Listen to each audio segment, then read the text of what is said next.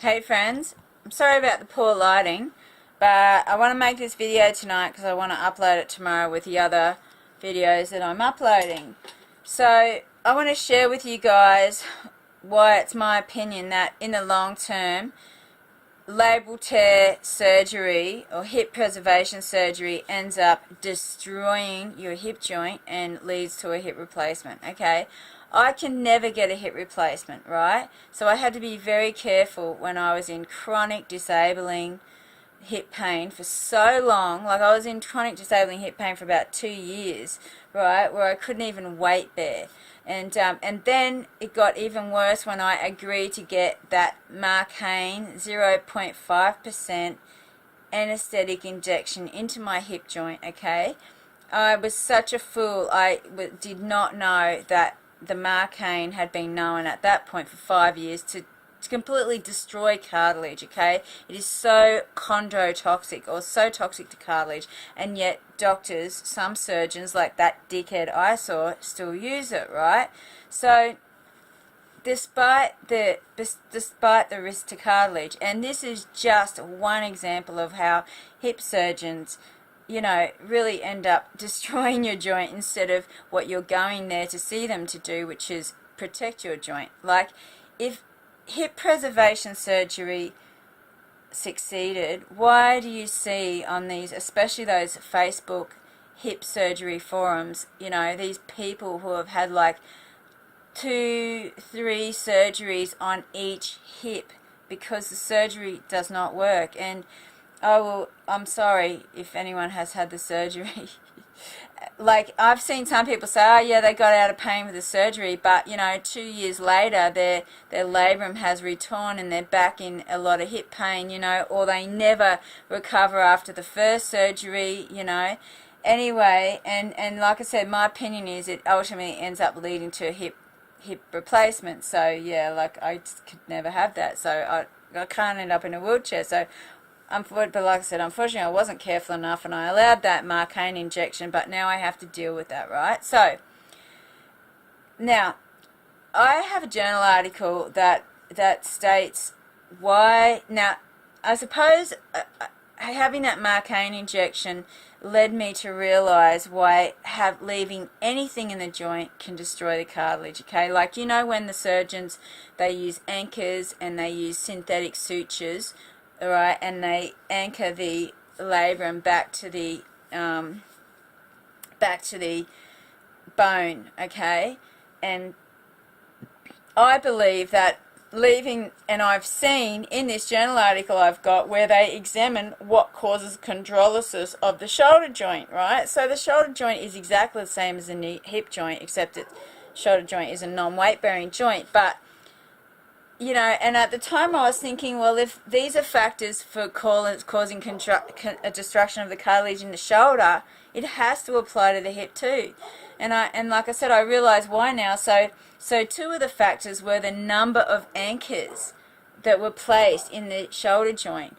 And like, if you've actually watched hip preservation surgery where they're putting in the anchors, where they're hammering them in to the bone, and they're using the sutures are synthetic, and there's all these little fibers that are coming off these synthetic sutures, or like the stitching they use, and that stuff can get into the joint. Like, once it comes off the suture, once these little fibers and particles come off the suture, it doesn't really dissolve and exit the joint, so it just sits in the joint and destroys the cartilage over time, because I've learned that this cartilage is very fragile to anything foreign in the joint. And that's why one reason chemicals are so chondrotoxic to the cartilage, because it's really preserved by the health of the synovial fluid and its interaction with the bloodstream, right? But you throw something foreign in there and it just... And I've seen that, like, where, and that's if they sew up the sutures properly and they hammer the anchors in properly. But there's so many examples of where surgeons have hammered the anchors directly into the cartilage, where they haven't tied up their sutures properly, and a bit of string floats around in the joint and totally destroys the cartilage. And then also another thing that can go wrong, and often does, is just the way they cut the capsule to get their arthroscopes into the joint. You know, they're cutting the ligaments, and generally they cut them straight across, right, like perpendicular to the lines of the ligaments, meaning that basically it'd be like cutting a ligament in your knee just straight off. And like, so that and sometimes some stupid surgeons don't even sew up the capsule when they're finished working in your joint. And the ones that do, you know, they've all got different techniques for cutting the capsule and sewing it up, but my feeling, based on what I've seen, is that the capsule is never as strong again, because the ligaments have been so compromised from just cutting the capsule open. So then you get more laxity in the joint. You get more laxity and more movement in the joint, because the capsule is not as strong at holding the joint together as it was before the surgery, right? And then, like I said, you've got the issue of the cartilage, of the anesthetics that they use to, you know, generally at the end of the surgery, you know, they'll inject with, you know, Marcaine or some other anesthetic to sort of numb the pain after surgery, which, like I've said recently, that, you know, can destroy the cartilage. So, you know, and the other thing, I'll give you an example of this. Like, they can shave way too much off the rim of the socket. That happens so often. I've got a journal article. It's called Acetabular Rim Trimming. How much is too much? And they say that it's just millimeters can make the difference between making somebody dysplastic and or not. And dysplastic means when there's not enough cover, not enough socket left over the hip joint anymore, and you know your hip comes out of the joint all the time. It comes out of the ball, comes out of the socket all the time, right? And I have a friend who lives on the Sunshine Coast, okay? This happened to her. She got surgery with a doctor named Douglas Macclean. He is on the Sunshine Coast, right? She got surgery with him because she didn't want to go to Brisbane. She thought he was young and he'd be really good, but he wasn't. He was a cowboy. He thought he knew everything. He cut too much socket. He cut too much bone. He shaved back too much bone off a socket, and he made her so dysplastic. Like, I saw the x-ray. It was horrific. And the only way, like, she was in all this pain after surgery, and the only way she found out is because she sent her x-rays to the best surgeon in New Zealand, whose name is Matthew Brick, for a review of these bloody x-rays, because she wondered why her hip was in so much pain. And he said, he's shaved way too much off your socket, the bone on your socket, and now you are dysplastic, and there's nothing I can do for you. You'll have to get a hip replacement, right? And she went to see him, and he didn't want to know about it. He didn't want to spend any time with her. He was a fucking asshole. And you know, she hasn't sued him or anything. And, you know, often doctors, like, if you want to try and sue this prick for doing something like this, like, no other doctors are going to go and sort of go against their mates to, you know, to sue, like, you know, their fellow colleagues, right? So you're basically, you know, screwed if that happens to you. And so, you know, and Matt Brick said, you know, it so often can happen that they just don't shave the right amount of bone off in the right spot. And he had also taken a big chunk. So not only had he shaved too much off her socket, he had taken a big, like a shark bite chunk out of her ball, right? Because he was trying to correct the her cam deformity on her ball of her joint. So, you know what I mean? So she, like, had a half a bloody bone missing on the ball of a joint. I mean, can you imagine? And so, and you know, this happens often. And I remember watching this talk by this surgeon and him saying that that is one thing that happens quite regularly, where they take too much, they shave away too much bone, you know, off the hip, the ball, you know, when they're trying to correct a cam, right?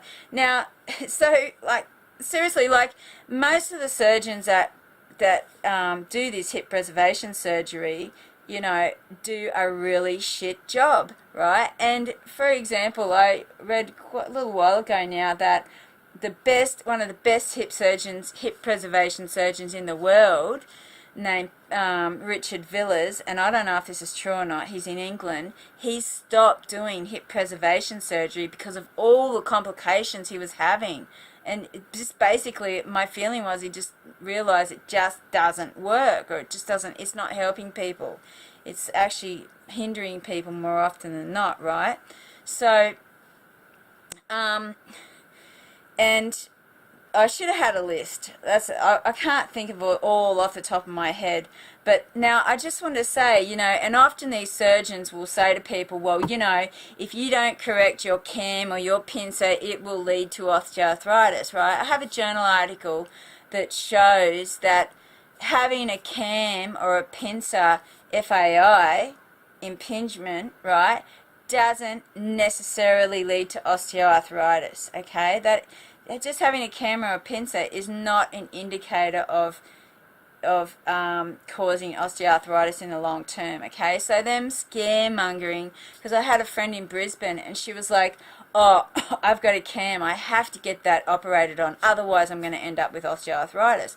I was like, no, that's not how it works, right? So there's just all this bullshit propagated by, you know, surgeons, you know, no, it's just bloody terrible. So, you know, and I also have another journal article. It's an old one that shows that if people do end up with hip osteoarthritis, that there has been some instances, like this is quite an old journal article, where they saw the cartilage regrow on x-rays over time.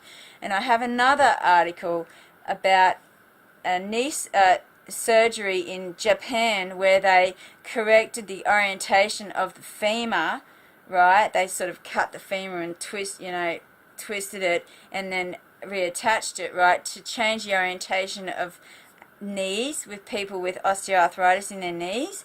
And when they changed the orientation of their femur, right, so that their knee was in a more optimal alignment again, the cartilage in the knee joint that had gone to bone on bone and had big sort of lesions on the bone, the cartilage grew back on that side where you know the cartilage had got down to bone on bone within a year in these really old patients.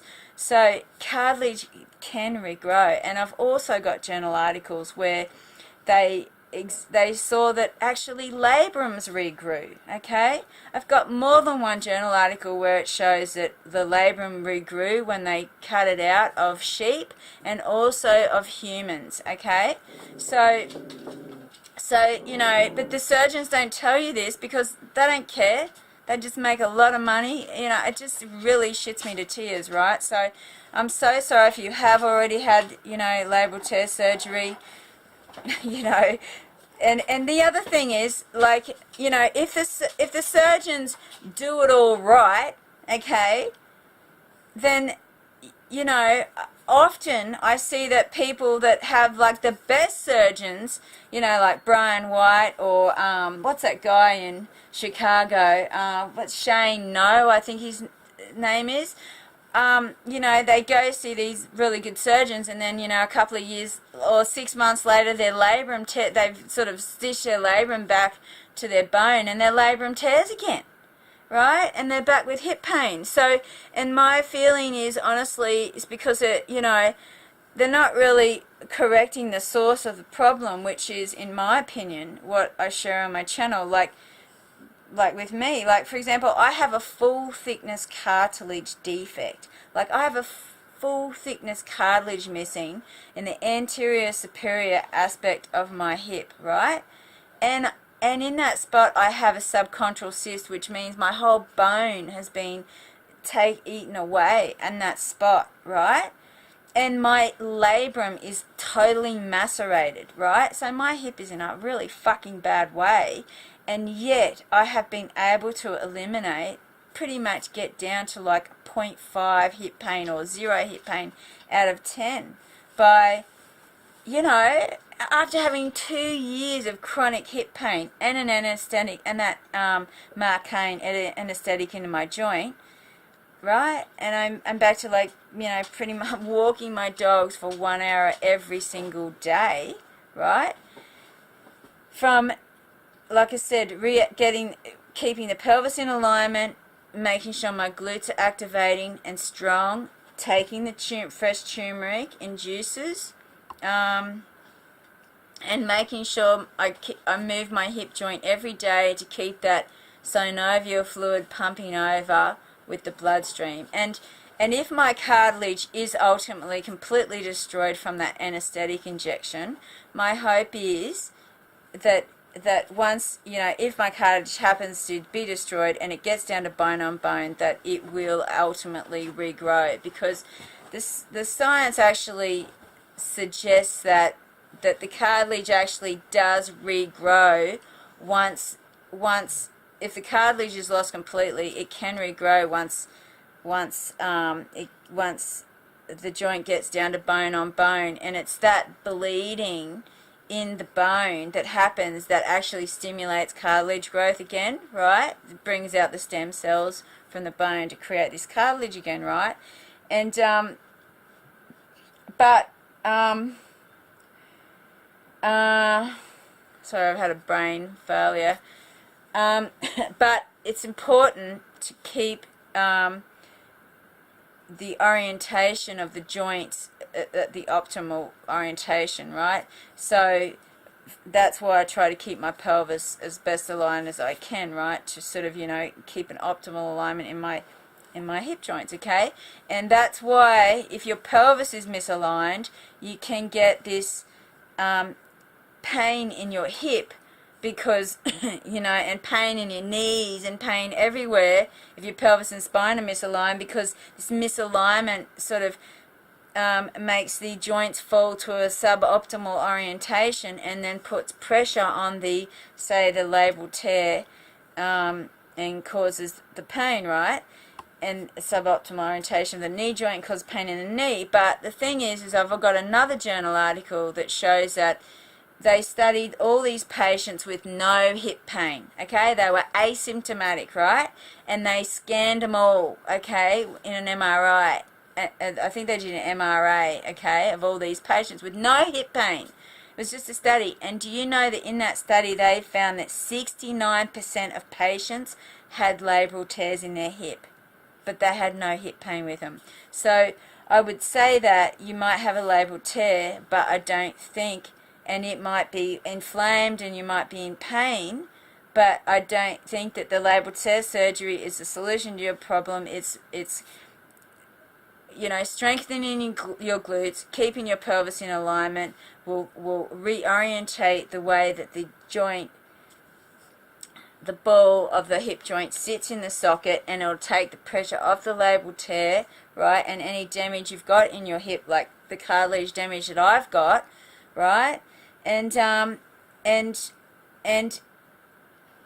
take away the pain. But you know, it just makes sense that you need to move your joint to keep it healthy, because that's the way the joint is nourished, through the synovial fluid nourishes the cartilage, right, from what it gets from the bloodstream, and at the same time the synovial fluid gets rid of the inflammation out of the joint by trying to sort of, by its interaction with the bloodstream, I think, that comes from the capsule, you know, that interacts with the synovial fluid in the joint, right? So it's that diffusion and interplay between the synovial and fluid and the bloodstream that, yeah, keeps the cartilage healthy, okay?